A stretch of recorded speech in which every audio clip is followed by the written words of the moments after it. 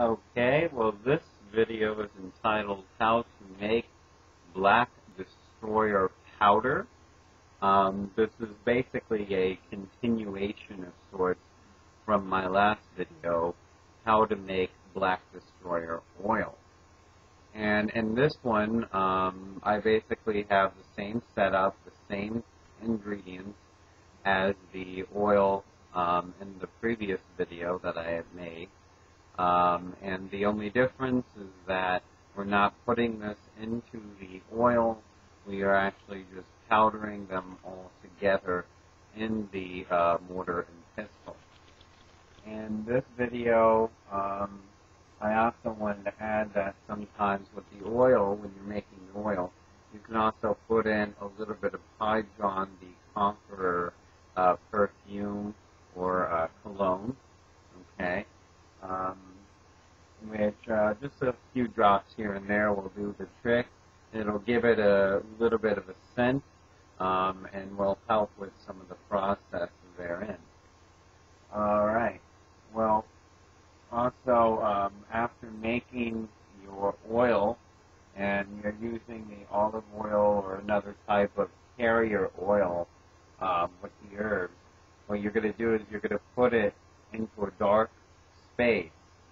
A nice, basically a dark space that's either kind of warm or away from light at least. And you want to make sure that it's there for a few weeks before you really start using too much of it. You can use some right away, which is great, and it's still going to have the same power, but at least keep it in a dark space, and if you can, a dark, warm space, because that's going to help the process of all the good magical properties of the herbs to come out into the oil, especially the essential portions or the essential resins and oils of the herbs come out into the carrier oil, which will be great.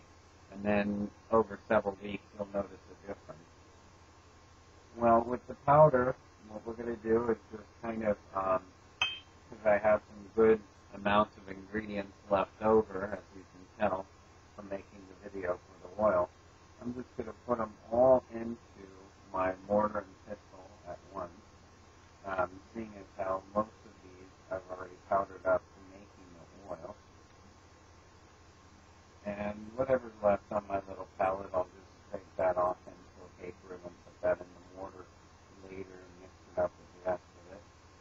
And there's the tobacco, there's the black powder.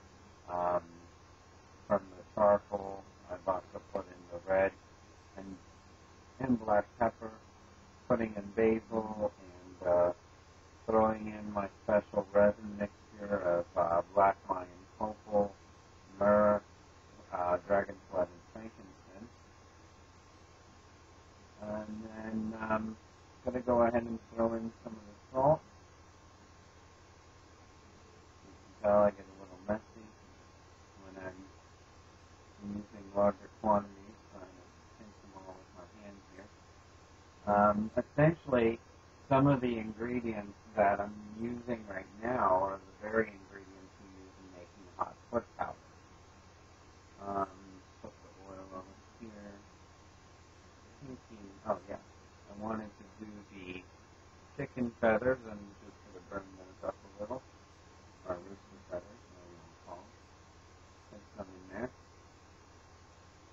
Make sure that we get some good rooster energy or chicken energy in there. Forgot to run those. And then once you have them in this mortar and pestle, you're just going to go ahead and mix them all up. Once you start mixing them all, you'll notice that you're starting to get a nice black color. And that nice black color is brought to you by the black pepper, the tobacco, and obviously your crushed charcoal. And it's going to turn out real nice, and just if you have a real good mortar and pestle, which I do, but it's occupied right now, so I'm using my ceramic one. once you have a real good mortar and pestle, you'll be able to grind this up all the way into a nice fine powder without any real chunks in it. And then, if you want, just use a little bit of regular salt and substitute the larger amount of salt with saltpeter, and you'll have the form of incense for, well, basically your black destroyer powder. It'll be in the form of incense. Maybe add some, what do we call it, sawdust in it, and there you go. But for the time being, this is a good dusting powder, and we can spread it anywhere with bad energies, and even use it in place of hot foot powder sometimes to get rid of bad neighbors. All right. Well, thank you for watching.